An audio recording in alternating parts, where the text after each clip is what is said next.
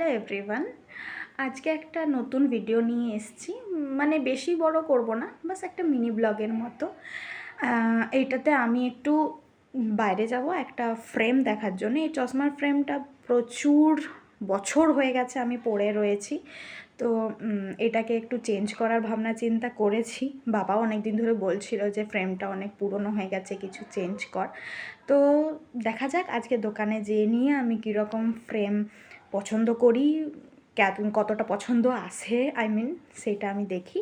তো চলো রেডি হওয়া যাক। আজ এইটা পরবো আর এটার সাথে এই প্যান্টটা পরবো। দেখা যাক, এটাই আমার এখন পরার চিন্তা। তারপরে দেখি কতটা কি হয়, যাওয়া পর্যন্ত চেঞ্জও হয়ে যেতে পারে। সো চলো রেডি হই। ফাইনালি রেডি, প্যান্ট জামা সব পরে নিয়েছি। এরপরে ক্রিম লাগানোর পালা। তোমরা জানো যে আমি এই ক্রিমটা সবসময় লাগাই। মুখটা খুব কালো আসছে এদিকে লাইটটা, যাই হোক ফট করে নিই, কারণ প্রচুর দেরি হয়ে গেছে, আমাকে যেতে হবে। তার মধ্যে আমি চুলও বেঁধে নিয়েছি, দেখতে পাচ্ছ। তো ঝটাপট রেডি হয়ে বেরোনো যাক। চলো এবারে একবারে বেরিয়ে দেখা করছি।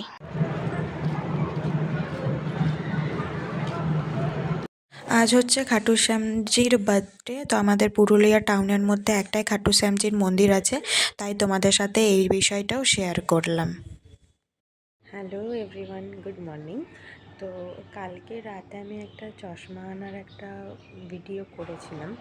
তো তোমরা বলো যে আমার এই চশমাটা কেমন লাগছে। চোখ দেখিয়েছিলাম, তো জানি না পাওয়ার বেড়েছে, অবশ্যই বেড়েছে, মানে সেরকম বাড়েনি, বাট বেড়েছে।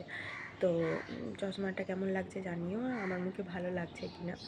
আসলে এক খেয়ে চশমা পরেছি তো পুরো ব্ল্যাক ব্ল্যাক, মানে গোটা বছরটাই, বছরটা বলতে প্রায় 10 বছর আমি ব্ল্যাক ফ্রেমের চশমা পরেছি, বাবার পছন্দের। তো আজকে একটু জানিও, বুঝতে পারছি আমার মুখের থেকে অনেকটা বড় ফ্রেমটা, বাট পড়তে পড়তে সেট হয়ে যাবে। তাও আপনারা একটু কমেন্ট করে জানাবেন যে কেমন লাগছে। কালকে ভিডিওটা আমি এন্ড করতে পারিনি, আসলে চশমাটা আনতে প্রচুর লেট হয়ে গেছিলো, একটু বেরিয়েও ছিলাম বন্ধুদের সাথে। তো তাই আজকে সকালে ভিডিওটা বানানো। তো দেখে বলুন হ্যাঁ কেমন লাগছে। ওকে, বাই।